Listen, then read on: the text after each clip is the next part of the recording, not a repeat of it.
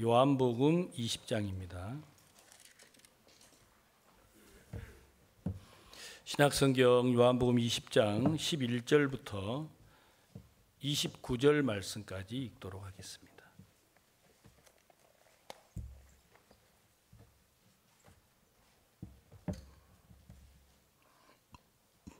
마리아는 무덤 밖에 서서 울고 있더니 울면서 구부려 무덤 속을 들여다보니 흰옷 입은 두 천사가 예수의 시체 뉘었던 곳에 하나는 머리편에 하나는 발편에 앉았더라.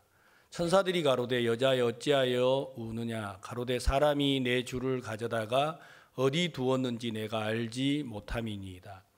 이 말을 하고 뒤로 돌이켜 예수의 서신 것을 보나 예수신 줄 알지 못하더라. 예수께서 가라사대 여자여 어찌하여 울며 누구를 찾느냐 하시니 마리아는 그가 동산지기인 줄로 알고 가로되 주여 당신이 옮겨갔거든 어디 두었는지 내게 이르소서. 그리하면 내가 가져가리이다. 예수께서 마리아야 하시거늘 마리아가 돌이켜 히브리 말로 라오니여 하니 이는 선생님이라. 예수께서 이르시되 나를 만지지 말라. 내가 아직 아버지께로 올라가지 못하였노라. 너는 내 형제들에게 가서 이르되 내가 내 아버지 곧 너희 아버지 내 하나님 곧 너희 하나님께로 올라간다 하라 하신대. 막달라 마리아가 가서 제자들에게 내가 주를 보았다 하고 또 주께서 자기에게 이렇게 말씀하셨다 이르니라. 이날 곧 안식 후 첫날 저녁에 제자들이 유대인들을 두려워하여 모인 곳에 문을 닫았더니 예수께서 오사 가운데 서서 가라사대 너희에게 평강이 있을지어다. 이 말씀을 하시고 손과 옆구리를 보이시니 제자들이 주를 보고 기뻐하더라. 예수께서 또 가라사대 너희에게 평강이 있을지어다. 아버지께서 나를 보내신 것 같이 나도 너희를 보내노라. 이 말씀을 하시고 저희를 향하여 숨을 내쉬며 가라사대 성령을 받으라. 너희가 네 죄든지 사하면 사하여질 것이요 네 죄든지 그대로 두면 그대로 있으리라 하시니라. 12 제자 중에 하나인 디두모라 하는 도마는 예수 오셨을 때에 함께 있지 아니한지라. 다른 제자들이 그에게 이르되 우리가 주를 보았노라 하니 도마가 가로되 내가 그 손의 못자국을 보며 내 손가락을 그 못자국에 넣으며 내 손을 그 옆구리에 넣어보지 않고는 믿지 아니하겠노라 하니라. 여드레를 지나서 제자들이 다시 집 안에 있을 때 도마도 함께 있고 문들이 닫혔는데 예수께서 오사 가운데 서서 가라사대 너희에게 평강이 있을지어다 하시고 도마에게 이르시되 내 손가락을 이리 내밀어 내 손을 보고 내 손을 내밀어 내 옆구리에 넣어보라. 그리하고 믿음 없는 자가 되지 말고 믿는 자가 되라. 도마가 대답하여 가로되 나의 주시며 나의 하나님이시니이다. 예수께서 가라사대 너는 나를 본고로 믿느냐. 보지 못하고 믿는 자들은 복되도다 하시니라. 29절 말씀까지 읽겠습니다. 우리에게는 관념이라는 게 있습니다. 오랜 시간 동안 우리가 보고 경험하고 느낌으로 인하여서 형성된 마음을 관념이라고 합니다. 우리 마음 안에 있는 여러 가지의 관념이 있는데 예수님을 믿고 구원을 받은 성도들에게도 교회 안에서 갖고 있는 관념이 있습니다. 그 잘못된 관념이 우리 신앙을 굉장히 어렵게 한다는 걸 알아야 합니다. 세상에서 우리는 구원을 받기 전에 어떤 관념에 매여 있었느냐면 우리는 이기는 자, 승리하는 자, 잘하는 자 그런 사람이 세상에서 인정을 받습니다. 특히나 한국은 땅이 좁기 때문에 늘 경쟁을 했습니다. 그래서 여러분 이렇게 위로 올라가는 게 한국이잖아요. 제가 이번에 칠레에 가서 한국에 121층 아파트가 있다고 하니까 거짓말이라고 하더라고요. 아니 뭐 하려고 아파트를 그렇게 높이 짓느냐고. 여러분 부산에만 해도 104층 아파트가 있잖아요. 그러니까 한국은 땅이 좁고 이제 사람은 많이 살고 있고 또 요구하는 것들은 많다 보니까 한국은 위로 오르는 게 이제 생활화가 돼 있습니다. 미국은 보통 집들이 2층입니다. 그러니까 우리하고 많은 것들이 다르지요. 그 사람들은 가정집 그러면 아무리 못 살아도 1250평, 그걸 1에이커라고 합니다. 그러니까 가난한 사람이 1250평에다가 30평짜리 집을 하나 짓고 사는 거예요. 옛날 우리나라 노래에 저 푸른 초원 위에 그림 같은 집을 짓고 님과 함께 살아보겠다. 자, 그런 그 어떤 푸른 초장 위에 집이 하나 있는 게 어디냐면 바로 미국이에요. 그러니까 넓은 잔디밭에 1250평, 우리가 앉아있는 이 예배당이 300평이에요. 이런 예배당이 4개 있는 데다가 강대상만한, 이거보다 안 되죠. 이거보다 작은 집을 하나 지어놓고 나머지는 다 잔디밭이다. 여러분 그러면 좋아요, 안 좋아요? 너무 좋잖아요. 거기에 나무가 있고 또 수영장이 있고 이런 게 그냥 평범한 가정집이에요. 조금 잘 사는 사람은 3에이커, 뭐 좀 더 잘 사는 사람들은 5에이커, 그러니까 6,000평 위에다가 여러분 조그만한 집을 하나 지어놓고 사는 겁니다. 우리는 뭐 그렇지가 않죠. 작은 집에 여러분 8평짜리 아파트 11평, 그 다음에 여러분 뭐 15평, 18평 이런 뭐 임대 아파트가 우리나라는 수두룩하잖아요. 그러니까 이제 여러 가지 환경 속에서 우리는 이기는 자, 승리하는 자, 이런 사람들이 인정을 받아 왔습니다. 그러나 세상은 승리하는 사람들을 통해서 사실은 발전한 게 아니에요. 실패를 반복하면서 새로운 세계를 발견했던 게 세상입니다. 실제로요. 근데 우리는 교회 안에 들어와 가지고 어떤 사람이 은혜를 입는 사람이라고 생각을 하느냐면 구원을 받고도 우리는 잘하는 사람, 그 다음에 남들보다 더 잘 되는 사람, 이런 사람들이 우리는 영적이다, 하나님의 은혜를 입었다, 믿음을 경험했다, 이렇게 생각하는 경향이 있습니다. 그러나 하나님은 어떤 분이시냐면 하나님은 여러분과 저를 돕기를 원하시는 분입니다. 따라해 보세요. 하나님은 나를 돕기를 원하신다. 예, 하나님은 여러분들을 도와주는 게 하나님의 마음이에요. 그런데 우리는 도움을 받고자 하는 마음보다도 남의 도움을 받지 않고 성장하는 게 우리는 잘하는 거라는 관념이 있습니다. 여러분, 우리는 남을 의지해서 엄마의 도움받아서 아버지의 도움받아서 성장했다고 말을 듣고 싶어요? 자수성가를 했다고 말을 듣고 싶어요? 한국에서는 자수성가를 하는 사람을 존경하는 그런 관념이 있습니다. 그러다가 보니까 신앙생활도 어떤 마음을 가지고 하느냐면 우리가 하나님을 믿는 믿음으로 아무의 도움이 없이 하나님을 잘 섬기기를 바라는 그런 관념이 있는 거예요. 그러나 성경은 누가 믿음 안에 살고 누가 하나님의 인도를 받고 하나님과 더불어 살 수 있느냐, 그 사람은 하나님의 도움을 받는 사람입니다. 하나님의 도움을 받으시려면 여러분이 부족한 게 있어야 하잖아요. 근데 사탄이 우리 마음에다가 부족한 것은 부끄러운 거야, 못하는 것은 부끄러운 거야, 네가 잘 안 되는 것은 부끄러운 거라고 하는 마음을 집어넣어 놨습니다. 사실은 그렇지가 않습니다. 세상은 부끄러운 게 맞지만 예수 그리스도 안에는 그게 부끄러운 게 아니에요. 도리어 못하는 그것이 하나님이 나를 도울 조건이 되는데, 여러분 마음속에 그것을 하나님이 도우실 조건으로 받아들일까 봐 사탄은 매일 우리 속에 공작을 하는 거예요. 그러니까 사탄이 하는 공작은 뭐냐면 너 교회 떠나라, 너 믿음 갖지 마라, 이런 게 아닙니다.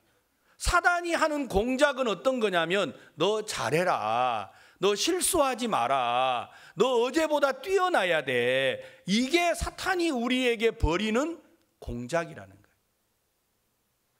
여러분, 우리가 잘하면 하나님의 은혜를 입을까요? 내가 남들보다 뛰어나면 하나님의 은혜를 입을까요? 절대 그러지 않습니다. 제가 가끔 제 아내에게 이런 이야기를 합니다. 여보, 나는 제일 당신하고 살 때 행복했을 때가 좀 있어. 그게 언젠데? 우리 사역자 숙제 나올 때. 우리 목사님들 숙제가 나와요. 이제 목사님들도 숙제가 나오고 사모님들도 숙제가 나오고. 그러면 제 아내가 이제 숙제가 나오면 그때는 정말 저에게 간절해요. 여보 좀 도와줘요. 도와줘요. 그때가 제일 좋은 것 같아요. 근데 숙제가 딱 끝나고 나면 이제 태도가 딱 바뀌어요. 도움을 안 받아도 되니까요. 이번에 이제 남미 이제 사역자 모임에 갔는데 목사님들이 300명이 모였는데 이분들도 저하고 똑같더라고요. 사모님들 마음에는 목사님들이 뭔가 좀 잘했으면 좋겠고, 목사님들 마음에 그 마음이 있는 것처럼 사모님들 마음에도 그 마음이 있으신 거예요. 야, 이 두 마음을 화목시키는 유일한 방법이 뭘까? 숙제를 내야겠다 싶은 마음이 들었어요. 그래서 모든 목사님, 사모님들에게 숙제를 주고 왔어요. 다음 이제 우리가 사역자 모임이 11월 달에 있는데 그때까지 숙제를 써야 된다. 전부 다 좋아하지 않더라고요. 왜냐하면 먹고 노는 건 좋은데 그 시간이 되면 내가 도움을 받아야 되잖아요. 내 아내에게, 내 남편에게, 내 동료 목회자들에게 도움을 받아야 된단 말입니다. 이게 우리에게 사실은요 굉장히 좋은 거예요. 구원을 받을 때 하나님은 여러분에게 아무것도 요구하지 않았어요. 도리어 일을 아니할지라도 경건치 아니한 자를 의롭다 하시는 분이 있는데 그분을 믿으면 그 믿음을 의로 여긴다고 했습니다. 그러니까 하나님은 어떤 사람을 의롭다고 하시느냐면 일하는 사람, 경건한 사람, 이런 사람이 아니고 일도 하지 아니하고 경건하지도 않는데 의롭다 말하시는 분이 있다라는 겁니다. 그분이 바로 하나님이십니다. 그분을 믿는 걸 보고 의라고 성경에 기록을 하셨어요. 사람들은 일하고 남들보다 뛰어난 사람, 그 사람들을 보고 잘한다, 온전하다, 의롭다 그러면 쉽게 믿겠죠. 근데 일도 안 하고 경건하지도 않는데 의롭다고 말하면 누가 그것을 믿겠습니까? 사람들의 마음 안에는 관념을 따라서 하나님을 믿고 섬기려고 합니다. 그러나 성경은 오늘 우리에게 무엇을 말씀드리려고 하느냐면 여러분 마음속에 여러분의 관념을 버리고 하나님의 마음을 받아들이기를 바라는 거예요. 하나님은 우리에게 원하는 게 하나가 있습니다. 자, 우리 성경 하나 찾아보겠습니다. 하나님이 우리에게 원하는 건 민수기 6장에 보시면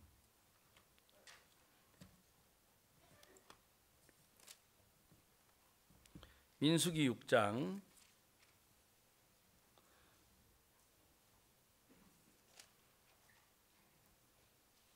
22절을 읽겠습니다.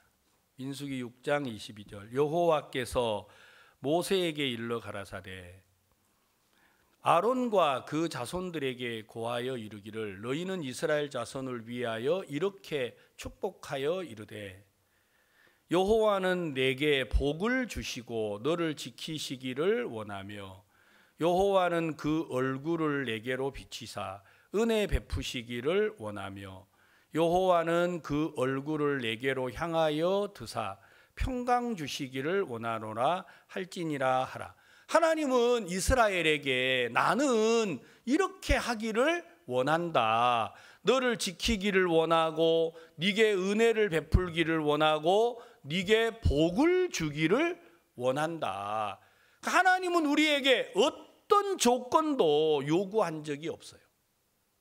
왜냐하면 하나님이 우리를 만드셨기에 우리가 어떤 사람인 걸 하나님은 너무 잘 알고 있습니다. 오늘 아침에 우리 성도들이 꼭 알아야 되는 게 하나가 있어요. 하나님은 여러분을 지키기를 원합니다. 언제요? 사탄은 이렇게 속여요. 믿음이 있을 때라고요. 아니에요. 하나님은 그냥 여러분들을 지켜주고 싶어 해요. 여러분 엄마는 여러분 지키기를 바라지요. 여러분에게 복 주기를 바라지요. 왜요? 엄마가 낳았으니까요. 공부 잘한다고 지키나요? 엄마가 공부 잘한다고 여러분들을 돌봐주시나요? 아닙니다. 자식이니까 그렇게 하는 겁니다. 그렇다면 여러분이 하나님을 아버지라고 부르시는데 하나님이 왜 우리를 도우실까요? 예, 아버지니까요. 여러분이 자식이니까요. 하나님이 도와줍니다. 다만 여러분 마음속에 여러분의 관념을 따라서 하나님을 바라보고 생각지 마시고 하나님을 믿으십시오. 여러분이 참으로 하나님의 아들이라는 걸 믿으신다면 하나님은 여러분에게 반드시 여러분을 지키시고 복을 주시고 은혜를 베풀기를 원하는 겁니다. 왜요? 아들이니까요. 아무 조건 없이요. 사탄은 여러분과 제게 찾아와서 매일 속삭여요. 믿음이 있어야, 하나님을 잘 섬겨야, 하나님의 뜻대로 살아야 우리를 도와줄 것처럼 생각하게 합니다. 그게 바로 여러분이 예수 그리스도 안에 들어오기 전에 세상에서 가졌던 관념이에요. 세상은 잘하는 사람에게 은혜를 베풀어 주지 않습니까? 세상은 뛰어난 사람에게 기회를 제공하지 않습니까? 그러나 예수 그리스도 안에는 뛰어난 사람에게 기회가 오는 게 아니고 하나님의 도움을 입는 자가 기회를 얻는 거예요.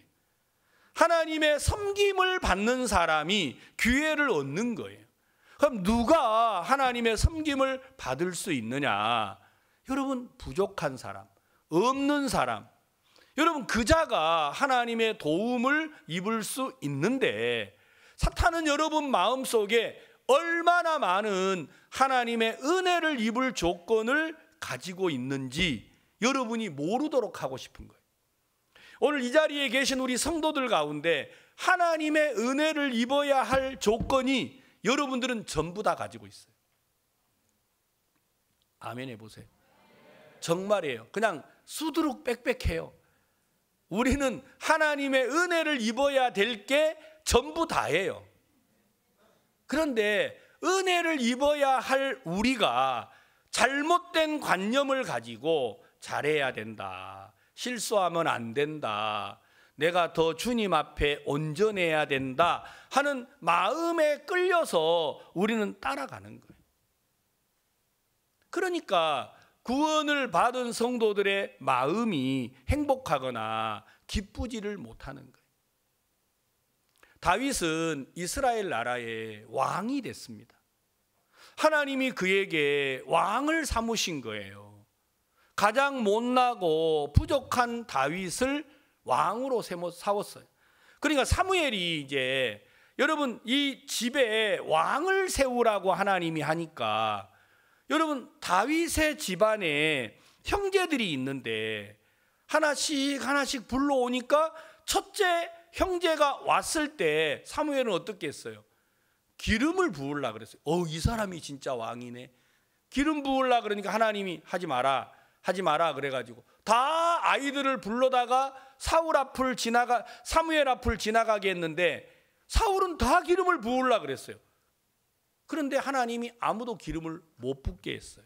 그래서 이새에게 물었잖아요. 아니 아들이 전부 다예요?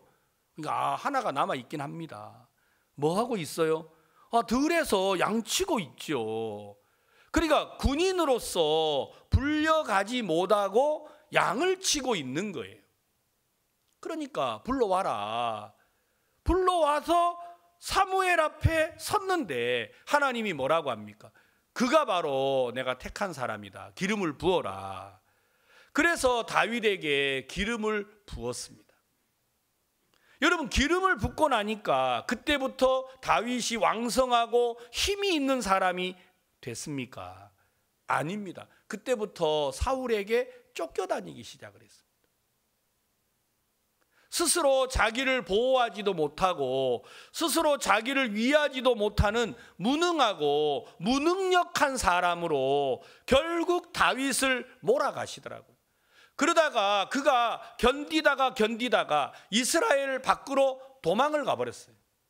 아이고, 내가 이 나라에 살다가는 내 명예 못 살겠구나 해가지고 도망을 쳤는데, 하나님은 어떻게 해요? 도망간 다윗을 다시 어떻게 합니까? 다시 이스라엘로 불러들이는 거예요. 그래서 다윗이 이스라엘의 왕이 되도록 했습니다. 그가 능력이 있고 조건이 있고 지혜가 있어서 왕이 된 게 아닙니다. 하나님의 약속이 그를 왕으로 세웠습니다. 그런데 그가 왕이 돼서 무슨 생각을 한 줄 아세요? 자기 마음에, 여러분, 우리아의 아내를 보면서 너무 예쁘다라는 생각이 들기 시작했어요. 아내가 있는데, 그가 아내가 있는데도 그 마음을 가지게 됐어요. 다시 말하면 구원을 받고 하나님을 섬기는 사람들이 자기를 위하는 마음을 가지게 돼요. 하나님이 여러분들을 구원하셨다면 우리를 지키기를 원하고 복을 주기를 원하고 은혜 베풀기를 원하는데, 그걸 믿지 못하면 누가 자기를 위합니까? 스스로 자기를 위하는 겁니다. 여러분들 마음속에 구원을 받은 성도들이 하나님을 믿지 못하면 어떤 길로 가느냐? 스스로 자기를 위하는 길로 갑니다. 그 길로 가기 때문에 우리 신앙이 힘들고 어려워지는 거예요. 저는 제 마음속에서 오늘 아침에 여러분들에게 말씀을 전하려고 생각을 하는데, 이제 시차가 우리하고 안 맞으니까 저녁이면 잠이 잘 안 와요. 제가 이제 많은 생각을 혼자 하게 됐어요. 하나님, 오늘 아침에 우리 성도들이 교회를 오시는데 성도들 마음에 무슨 생각을 하고 하나님 앞에 오겠습니까? 우리 성도들 모두가 다 하나님의 은혜를 입기를 바라고 교회를 오실 텐데, 교회를 오시는 성도들 마음에 은혜를 간절히 사모하고 간곡히 하나님을 구하는데 그들이 왜 은혜를 입지 못할까요?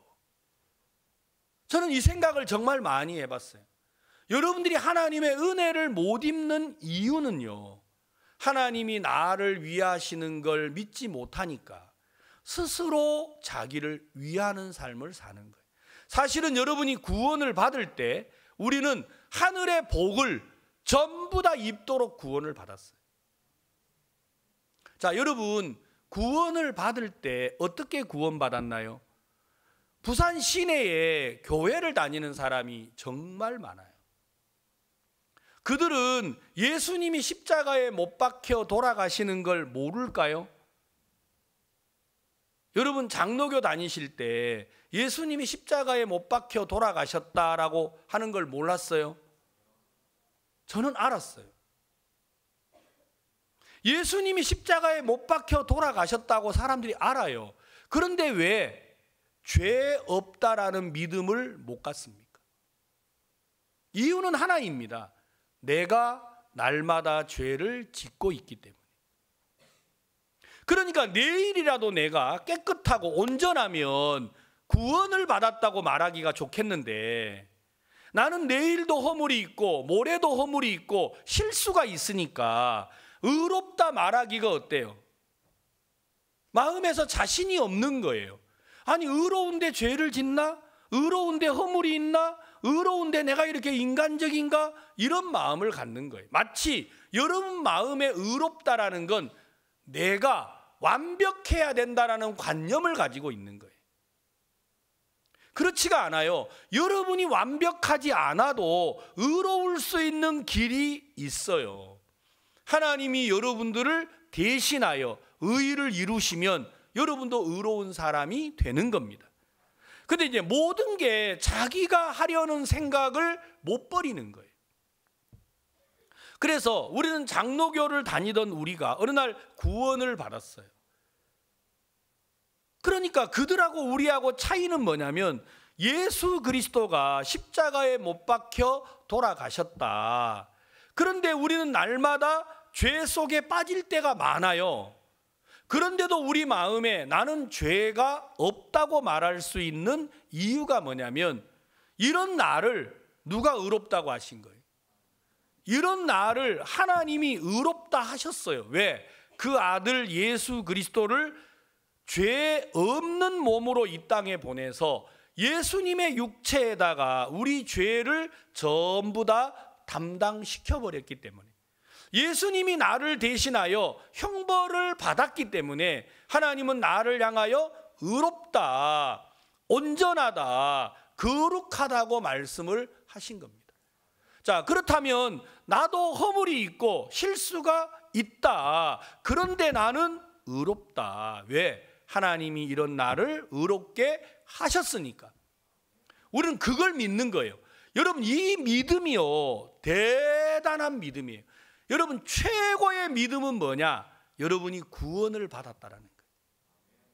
내가 죄 속에 있는데, 죄와 더불어 살아가고 있는데 의롭다, 이 말은 뭐냐면 하나님의 의롭다함을 받아들인 거예요. 그러니까 여러분이 구원을 받을 때 우리는 완벽한 믿음을 소유한 겁니다. 아멘. 여러분들이 뭔가 좀 믿음이 부족해 보여서 문제예요, 지금요. 여러분들은요, 구원을 받을 때 완벽한 믿음을 소유한 거예요. 네, 다 같이 해보세요. 아멘. 정말이 여러분들이 믿거나 말거나 구원을 안 받았으면 할 수 없지만 구원을 받았다면 우리는 완벽한 믿음을 소유한 거예요. 내가 완전한 게 아니라 이런 나를 의롭다 하신 하나님을 믿었다는 겁니다. 여러분, 그 믿음대로 여러분들이 사는 거예요. 오직 의인은 믿음으로 말미암아 살리라고 적혀 있잖아요. 그러니까 여러분이 구원을 받고 하나님을 섬길 때 우리가 믿음으로 살아야 돼요. 뭘로요? 믿음으로. 그러니까 여러분이 구원을 받았을 때를 더듬어 보세요. 내가 날마다 죄를 짓지만 이런 나를 하나님이 온전하게 하셨어요. 그래서 내가 의로운 거예요. 자, 그렇다면 여러분의 삶 속에 많은 문제가 다가옵니다. 구원받고도 어려움도 오고 시련도 오고 문제도 오고 걱정도 오고 질병도 찾아오고 여러분에게 많은 문제가 찾아와요. 그때 여러분은 믿음으로 달려나가야 돼요. 내가 분명 아프다, 분명 내가 힘들다. 그런데 하나님은 내게 뭐라고 하시냐? 온전하다 하셨어요. 자, 그렇다면 여러분이 아픈 여러분의 형편을 두고 온전하다 하시는 하나님을 믿는 걸 보고 믿음이라고 말하는 거예요. 여러분이 구원을 받았던 그 믿음을 더듬어서 여러분의 삶도 똑같이 믿음으로 달려나가야 돼요. 그러면 하나님이 여러분들을 통하여 놀라운 일을 이루시는 거예요. 사탄은 여러분과 내게 찾아와서 자꾸만 믿음이 없다고 속이는 거예요. 아니에요. 여러분들은 구원을 받았다면 최고의 믿음을 가진 거예요. 크게 해보세요. 아멘. 자, 여러분들이 이제 믿음에 대하여 자신이 없는 이유가 뭐냐면 믿음을 가졌는데 아파요. 그래서 사탄이 와서 뭐라 그럽니까? 믿음이 있는데 왜 아프나? 하고 물어봐요. 뭐라고요? 믿음이 있는데 왜 아프나? 믿음이 있는데 왜 이렇게 문제가 있나? 믿음이 있는데 왜 너는 계속 문제 속에 빠져 있냐? 이렇게 물으면 아, 내가 믿음 아니구나 하고 생각하는 거예요. 박옥수 목사님께서 우리에게 믿음을 설명할 때 뭐라고 하셨느냐면 위장이 아파가지고 너무너무 고통스러웠어요. 그래서 한양대 병원에 가가지고 치료를 받았는데 안 낫는 거예요. 한양대병원의 의사가 선생님, 당신은 이 위장 때문에 이 위벽이 종이장처럼 얇아져서 이게 자칫 잘못하면 터집니다. 이 위벽이 터지면 당신은 24시간 이내에 죽습니다. 그러니까 음식을 조심해야 된다는 거예요. 그래서 매일 미음밖에 못 드셨다고 합니다. 미음하고 김하고 새우조금하고. 어느 날 목사님이 마가복음 10장 24절을 읽고 기도하고 구한 것은 받은 줄로 믿으라. 그리하면 그대로 되리라 하는 말씀을 읽으신 거예요. 내가 하나님 내 위장을 고쳐주십시오 라고 기도를 했어요. 성경에 기도한 것은 뭐 하라고요? 받은 줄로 믿으라. 야, 그러면 내가 기도를 했어. 내 위장을 고쳐달라고. 그러면 내가 기도를 했으면 나은 거네. 이게 믿는 거예요.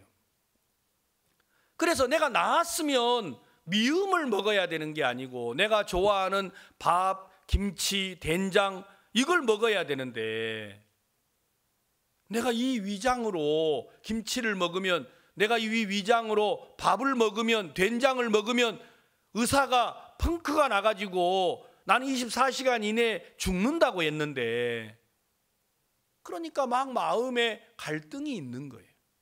그때 목사님 마음에 아니야, 하나님이 내가 기도하면 낫는다고 하셨지. 그러면 내가 이걸 믿으면 음식을 먹자. 그래가지고 손님들이 다 오셨는데 역시나 사모님이 미음을 갖다 놓으셨기에 그거 미루고 밥을 드셨다라는 거예요.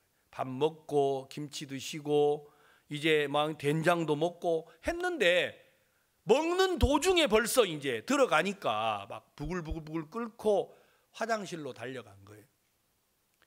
다른 분들은 식사를 하는데 화장실에 앉아가지고 아이고 배 하면서 배가 아픈데 속에서 올라오는 마음이, 야, 그게 나은 거야? 아니, 믿음으로 나았다면서 나았는데 이래? 여러분, 그때 우리에게 정말 멋있는 말 한마디 가르쳐 줬잖아요. 뭐라고요? 여러분, 그렇게 구원받았잖아요. 죄를 짓지만 하나님이 나를 의롭게 했다. 여러분, 이렇게 구원 안 받았어요? 받았잖아요. 여러분, 그 믿음 그대로, 그래 맞아, 내 하나님께 기도했다, 하나님이 기도한 건 받은 줄로 믿으라고 했다, 내가 그래서 음식을 먹었어. 근데 아파. 근데 여러분들은 사탄이 뭐라고 속이느냐면 믿음을 가졌으면 아파야 돼, 안 아파야 돼? 그렇게 속인 거예요. 믿음을 가졌으면 안 아파야지, 믿음을 가졌으면 성적이 좋아져야지. 그렇죠? 그러니까 여러분 막 시험 칠 때는 하나님이 내 성적을 좋게 하리라 하고 시험을 쳤는데 성적이 안 나와. 그럼 믿음이 있는 거예요, 없는 거예요? 그러니까 우리 학생들이 믿음으로 공부한다라는 게 너무 막 혼란스러워요. 아니에요. 성적이 안 나오는 거하고 믿음하고는 전혀 관계가 없어요. 진짜 여러분이 하나님이 도우실 걸 믿는다면 괜찮아요. 그 믿음대로 공부하세요. 하나님이 반드시 여러분들을 도와줄 거예요. 신앙은요, 아프지만 나았다라고 믿는 게 믿음이에요. 사탄은 여러분에게 찾아와서 너 믿음이 있는데 죄를 짓나? 믿음이 있는데 너 아프나? 너 믿음이 있는데 가정이 이렇게 어렵나? 믿음이 있는데 왜 너는 병에서 안 낫나? 사탄이 그렇게 속이는 거예요. 그래, 내가 아프다. 그러나 아픈 거하고 믿음하고는 별개예요. 전 이번에 우리 심재훈 형제님이 먼저 세상을 떠났는데 제가 너무 기뻤어요. 왜냐하면 이분의 마음속에 마지막 죽음 앞에서까지 하나님에 대한 믿음을 지킨 게 저는 너무 감사했어요. 몸은 비록 아프고 병원에서는 빨리 퇴원해라, 나가라, 여기 있는 게 아무 의미가 없다, 사람 오래 못 산다. 그런데 이 형제 마음속에는 아니다, 하나님 나를 영원히 온전케 하셨다고 말씀하셨다. 내가 비록 아프고 몸은 폐혈증으로 죽음에 이르고 있지만 이건 어디까지나 형편이다. 내가 예수를 믿는 사람인데 내가 이 형편 따라서 난 죽을 거야, 나는 안 돼. 이분이 그 마음 안 가진 거예요. 제가 여러분 미국에 집회를 출발하려고 하는 날, 주일날 내가 이제 오전 예배 마치고 출발하는데 저를 찾아왔어요. 목사님, 저 어떻게 여기로 오셨어요? 병원에서 나가도 된대요? 아니요, 병원에서는 죽는데요. 그런데 저는 성경이 기록한 대로 온전해요. 그래서 내한테 돈을 30만 원을 가져왔더라고요. 목사님, 제가 목사님 따라서 전도를 가는 게 꿈인데 내가 못 가나 목사님이 가나 똑같잖아요. 그러니까 이 돈 가지고 가서 전도를 하라 하시더라고요. 제가 진짜 이걸 받아야 되나, 내가 이분이 병원비가 많이 들 텐데 내가 이 형제님 병원비를 도와야 되는데, 그래서 내가 형제님 내가 병원비를 돕지 못해서도 미안한데 이걸 받으면 되겠느냐고. 어이 목사님 날 보러 온전하다 하더니 빨리빨리 받으라 하면서, 그래가지고 제가 할 수 없이 그 돈을 받았어요. 받아가지고 제가 전도여행을 갔습니다. 끝나고 제가 인천공항 도착을 했는데 형제님이 돌아가셨다고 제가 연락을 받았어요. 제가 장례식에 가서 너무 사실 기뻤어요. 이번에 여러분 브라질에 선교사님 한 분이 42살인데 하나님이 이분을 데려갔어요. 여러분 우리는 전부 다 슬펐어요. 마음에서요. 그런데 우리 브라질 교회 선교사님뿐만 아니라 형제 자매들이 전부 다 뭐라고 기도했느냐, 하나님이 이 선교사를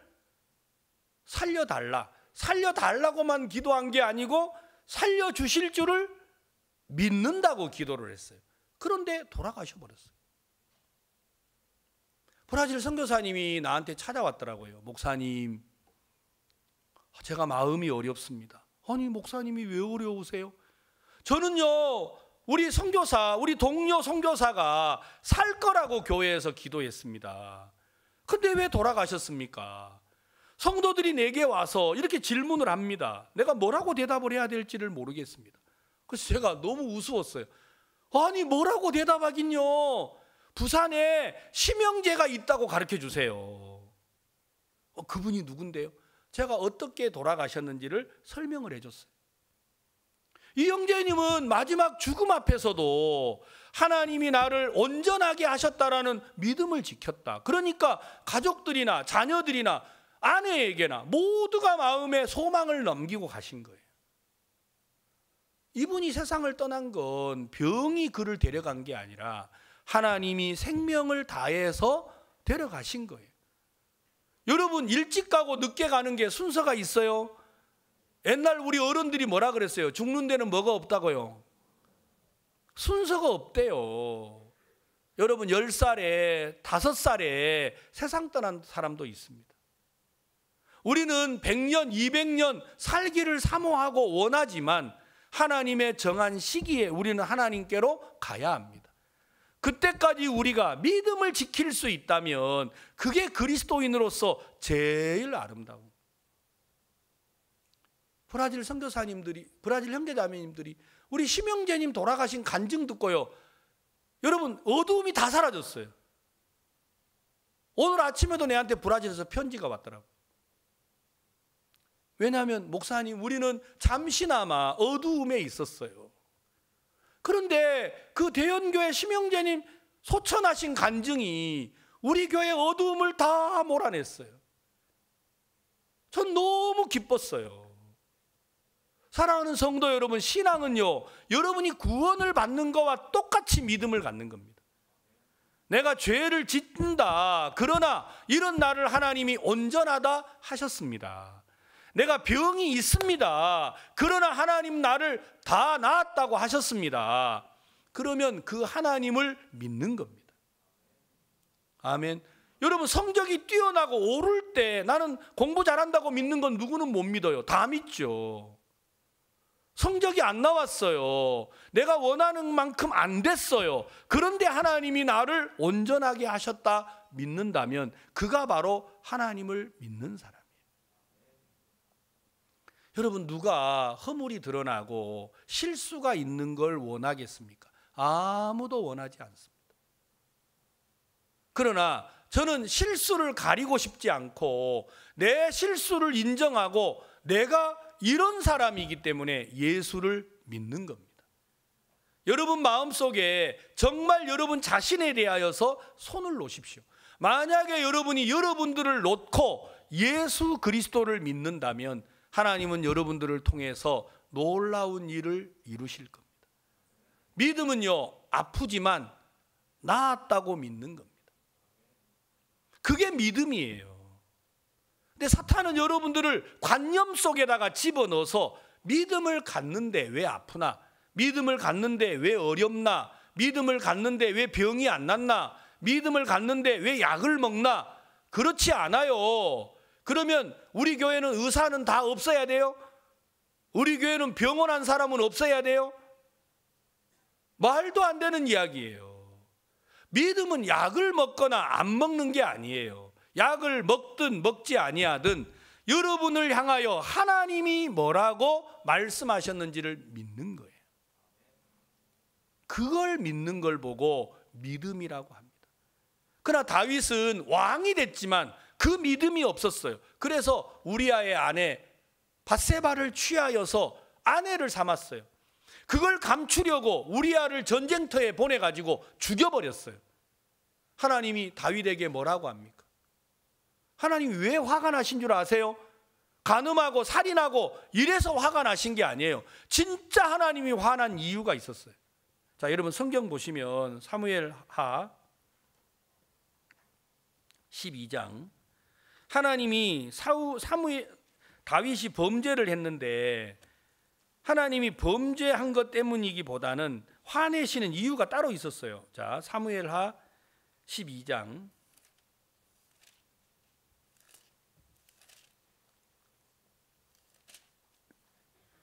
7절을 읽어보겠습니다. 나단이 다윗에게 이르되 당신이 그 사람이라. 이스라엘의 하나님 여호와께서 이처럼 이르시기를 내가 너로 이스라엘 왕을 삼기 위하여 내게 기름을 붓고 너를 사울의 손에서 구원하고 내 주인의 집을 내게 주고 내 주인의 처들을 내 품속에 두고 이스라엘과 유다 족속을 내게 맡겼느니라. 만일 그것이 부족하였을 것 같으면 내가 내게 이것저것을 더 주었으리라. 그러한데 어찌하여 내가 여호와의 말씀을 업신여기고 나 보기에 악을 행하였느냐. 내가 칼로 햇사람 우리아를 죽이되 암몬 자손의 칼로 죽이고 그 철을 빼앗아 내 철을 삼았도다. 이게 무슨 얘기냐면 하나님은 이스라엘을 통치하고 다스리도록 하나님이 다윗에게 길을 열어줬어요. 그러니까 사실은 이스라엘의 모든 게 누구 거예요? 자기 거예요. 하나님이 주신 거예요. 근데 하나님이 뭐라고 말하느냐면 야, 이게 부족해가지고 너는 남의 아내를 빼앗냐. 네가 이걸 부족해서 그걸 가리려고 암몬 사람의 칼에다가 이 우리아를 내보내가지고 죽이냐. 하나님을 못 믿으니까 다윗이 자기를 위하는 길을 걸어갔어요. 그 길이 하나님에게 화가 난 거예요. 사랑하는 성도 여러분, 여러분이 구원을 잘 받았든 못 받았든 구원을 받았다면 하나님은 반드시 여러분들을 도와줍니다. 그 사실을 못 믿으니까 구원을 받았다고 하는 성도들이 교회에 와서 자기가 자기를 위해서 준비하고 노력하고 예를 쓰는 거예요. 여러분 속지 마세요. 하나님이 여러분에게 어려움을 주거든 피하지 말고 그곳에서 하나님을 바라보세요. 여러분 문제가 있고 허물이 있고 실수가 있었다면 그곳에서 내가 이런 사람이다. 내가 이렇게 부족하다. 그래서 내가 하나님을 의지하는 겁니다. 다윗은 이 사실을 통해서 그가 하나님 앞에 자신을 돌이키는 일이 일어났습니다. 내가 나를 위하여서 하나님이 내게 모든 걸 주셨는데 내가 이걸 믿지 못하고 나를 위하여 내가 갔던 그 길이 결국 살인자가 되고 간음한 사람이 돼버린 거예요. 이날 이후로부터 다윗은 자기를 위한 삶을 끝을 내고 그는 여호와를 바라봤습니다. 그가 내게 뭐라고 하시는지, 그가 나에게 어떻게 하시는지 그 길을 따라갔어요. 자, 우리 하나만 더 읽어볼게요. 사무엘하 24장.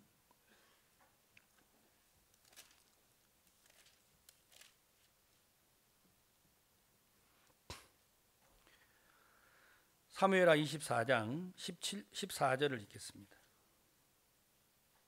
10절부터 잠시만 읽어볼게요. 10절.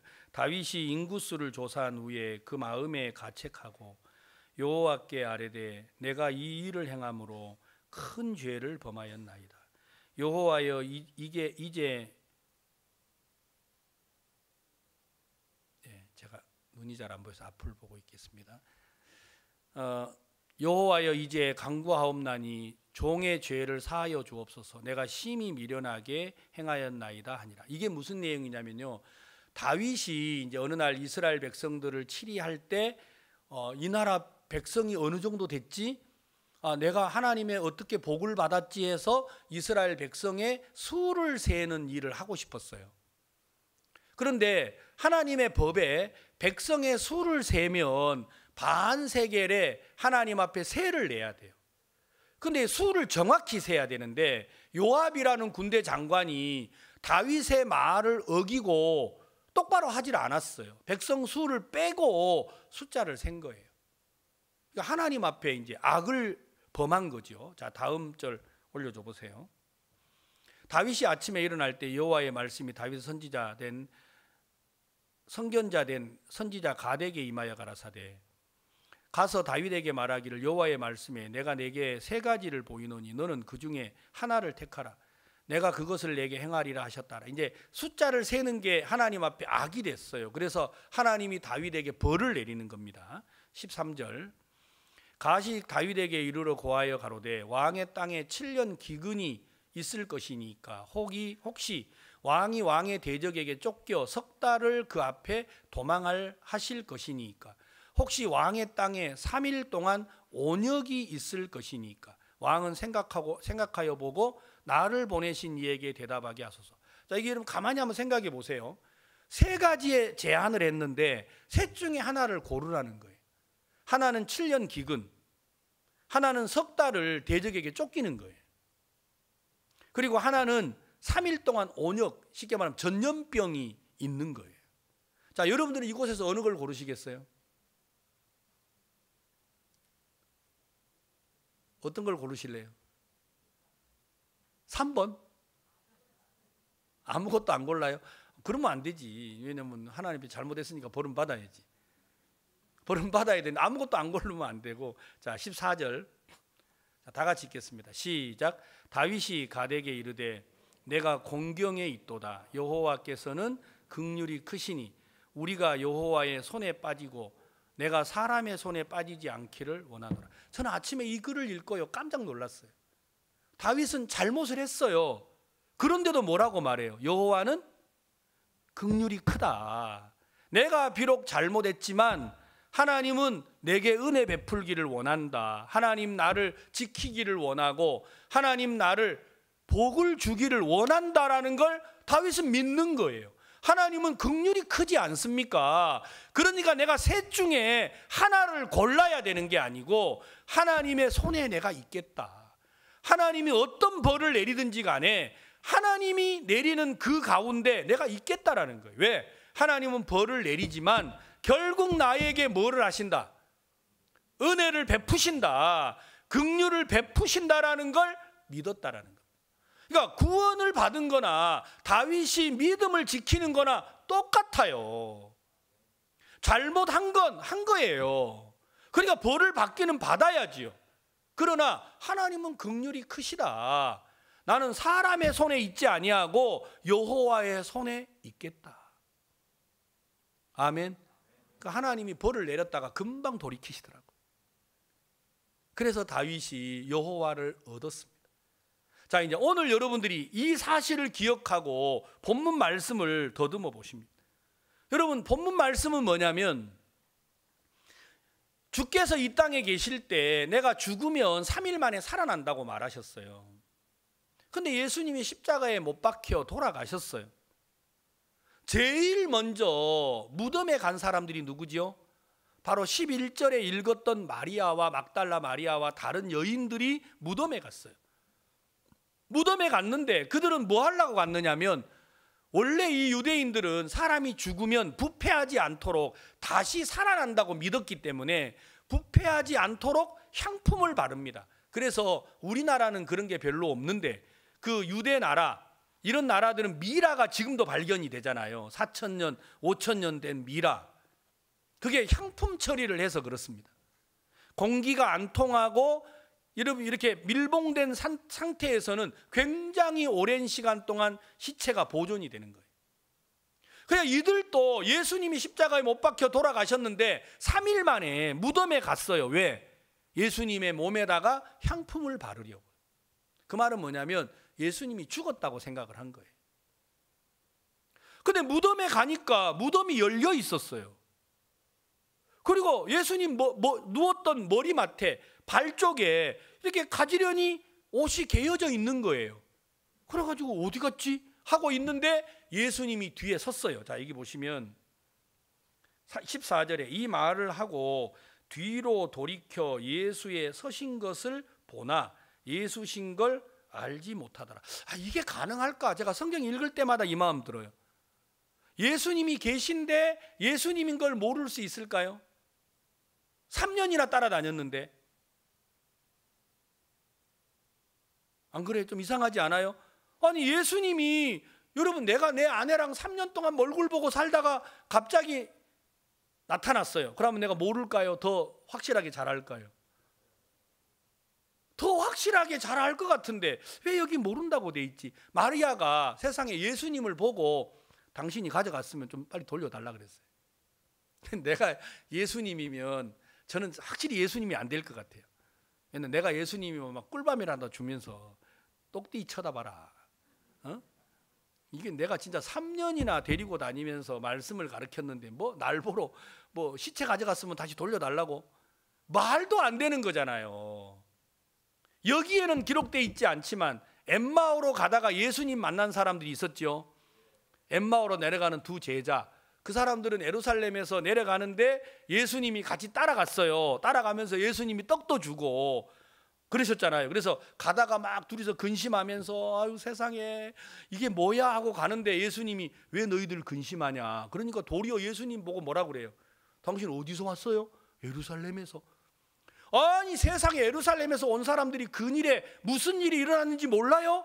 무슨 일이 있었는데요? 아니, 우리 선생이라는 분이 말이야 3년 동안 우리 데리고 다니다가 안진병기도 일으키고 소경에 눈도 띄우고 죽은 자도 살렸는데 죽었다가 3일 만에 살아난다고 그러는데 이분이 돌아가셔 버렸어요. 그러니까 예수님이 뭐라 그랬어요? 선지자들의 말을 더디 믿는 사람들 하면서 막 책망을 하는 거예요. 그래, 한참 가다 보니까 이제 갈래길이 나와가지고 자기들은 엠마오로 가고 예수님은 딴 데로 가려고 하는데 같이 가자고 막 이렇게 끌고 가니까 나 안 간다. 그리고 헤어졌단 말이에요.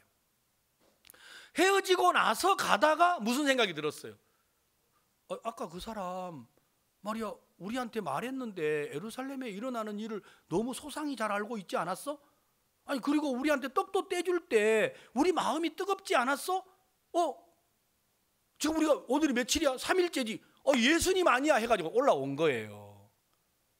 이게 마리아가 예수님을 보고 가서 제자들에게 말을 했어요. 내가 예수님을 봤다, 살아났다. 그러니까 믿어요, 안 믿어요? 안 믿었어요. 엠마오로 내려가는 제자들이 만났다고 하니까 믿어요, 안 믿어요? 안 믿었어요.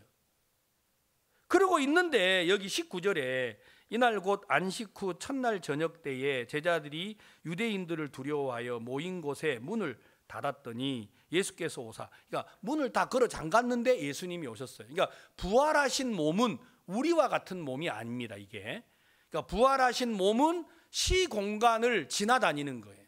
우리처럼 이런 몸뚱아리가 있는 게 아닙니다. 그러니까 문을 다 닫아놨는데 예수님이 들어오셨어요. 들어와가지고 막 이제 보여주셨어요. 옆구리도 보여주고 창자국, 못자국 만지려고 하니까 내가 아직 아버지께로 못 갔다. 그냥 지금은 만지지 마라. 근데 그걸 다 가지고 계셨어요. 제자들이 얼마나 기뻤겠어요. 믿지 못하고 있다가 예수님이 직접 나타나서 보여주셨으니까요. 근데 그 자리에 이제 도마라는 사람이 없었어요. 도마가 이제 어디 갔다가 돌아왔는데 제자들이 막 너무 기쁜 거예요. 예수님이 살아났다. 우리가 봤다. 여러분, 거기에 모인 수백 명의 사람들이 다 예수님을 봤어요. 자, 여러분 한번 물어보세요. 여기 우리 성도들이 300~400명이 앉아 있는데 여러분이 다 예수님 봤다고 해보세요. 아, 여기에 예수님이 왔다 가셨어요.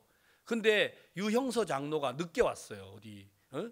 어디 갔다가 그냥 놀다가 왔는지 늦게 왔단 말이에요. 왔는데 사람들이 말해요. 장로님, 예수님이 여기에 왔다 가셨습니다. 전부 다 왔다 갔다 그러면 믿을까요, 안 믿을까요? 예? 믿어요. 그러면 성경에다가 뭐하러 썼겠어요? 다 믿는데. 여러분, 우리는요, 내가 경험하지 않으면 안 믿어요. 여러분, 옆집에 남편 구원받았다 그러면 여러분 기뻐요? 아유, 우리 집 문둥이 같은 인간은, 이런 생각을 한다, 사람들이요. 여러분, 옆집 아들이 복을 받았다 그러면 여러분 기뻐요? 기뻐요. 역시 우리 대형교회는 다르네. 여러분, 옆집 아들이 막 너무 하나님의 은혜를 입었는데 여러분 집에 가니까 여러분 아들이 텔레비 보고 있어요. 그럼 기뻐요? 우리 아들도 변하겠다, 여러분 이 마음 가져요? 그때부터 이제 막 하나님이 원망스럽고, 내가 꼭 믿음을 가져야 되나? 내가 이렇게 꼭 신앙생활 해야 되나? 아멘? 우리는 그쪽으로 마음이 가는 거예요. 그쪽으로. 다른 집 자식들은 교회에서 그냥 결혼해가지고 자식도 잘 낳는데, 그리고 우리 집 자식을 쳐다보니까 어때요? 이게 진짜 죽이지도 못하고 너무 예를 먹여. 그러면 여러분 마음에 감사해요? 아니다. 비록 우리 아들이 속썩이고 있지만 저 집 아들도 저렇게 교회 안에 복 받는 거 보면 우리 아들도 복 받는다. 이 정도는 돼야 되는데 그게 아니고 내가 계속 교회를 가야 되나? 아유, 내가 뭐 예수를 믿고 믿음이 있다고 주를 섬긴 지가 벌써 몇 년째인데 자식도 이렇지, 남편도 이렇지. 그러고 보니까 내 신앙도 어때요? 그래.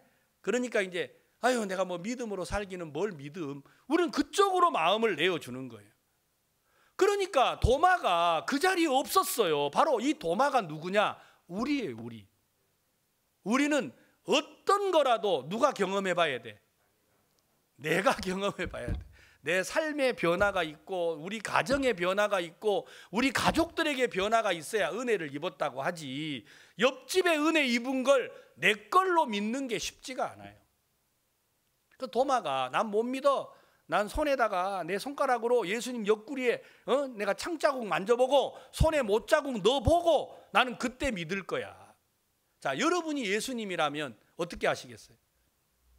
내가 마리아에게 나타났지, 엠마오로 내려간 제자들에게 나타났지, 그 제자들 다 두려워 떨고 있는데 거기에 나타나서 말하셨죠. 그런데도 안 믿어. 그럼 어떻게 하겠어요? 믿는 사람들만 따라와라. 안 믿는 사람들은 두고, 아이고 막 저것은 어차피 안 될 것 같아.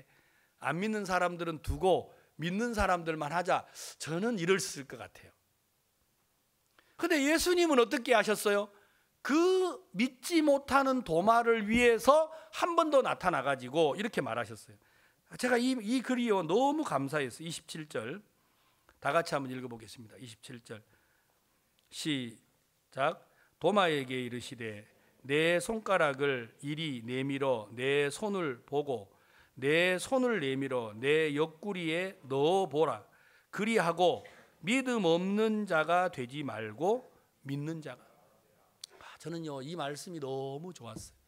하나님이 내게 이렇게 말하시는 것 같아요. 야, 임 목사, 너 믿음 없는 자가 되지 말고 믿는 자가 되라. 이게 늘 나를 향한 우리 주님의 마음이에요. 주님은 내가 믿음을 갖기를 바라는 거예요.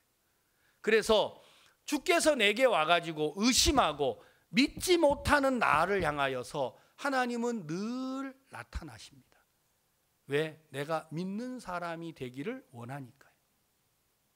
누구를 위해서 나타난다고요? 믿지 못하는 나를 위해서, 믿음 없다고 하는 나를 위해서 하나님은 나타나셔서 내게 믿음 없는 자가 되지 말고 믿는 자가 되라고 말씀하신다는 거예요. 사랑하는 성도 여러분, 절대로 여러분 스스로 자기를 판단하고 믿지 마십시오. 여러분들이 믿음 없다고 생각할 때, 인간적이라고 생각할 때, 나는 안 된다고 생각할 때 우리 주님은 찾아오셔서 말하실 거예요.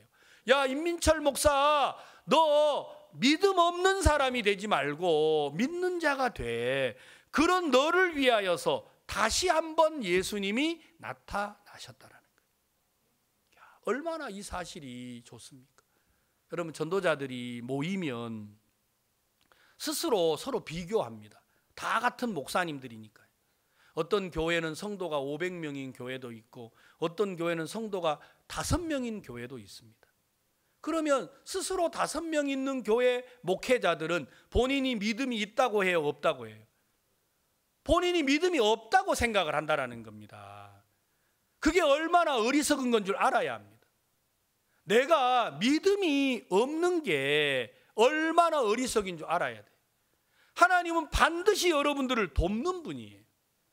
여러분, 구원을 받았는데 내가 하나님의 자녀인데 왜 하나님이 나를 안 도우시겠습니까? 하나님은 날마다 우리를 향하여서 믿음 없는 자가 되지 말고 믿는 자가 되라고 하십니다. 그래서 믿지 못하는 나를 다시 나타나시는 거예요. 오늘 이 자리에 계신 우리 성도들 가운데 나는 부족해, 나는 미련해, 나는 연약해, 나는 안 돼. 아니에요.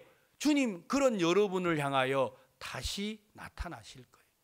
그리고 우리에게도 말하실 겁니다. 믿는 자가 되라고 말입니다. 만약에 여러분이 하나님의 말씀을 믿는 믿음을 가지면 하나님은 여러분에게도 반드시 역사하시고 은혜를 베푸신다는 거예요. 그걸 믿는 것보다 더 아름다운 건 없습니다. 사탄은 끊임없이 우리를 속여서 우리가 믿음이 없다고 속이고 있고 믿음이 없으니까 그만두라고 우리를 속이는 거예요. 그러나 우리는 그쪽에 마음을 둬서는 안 돼요.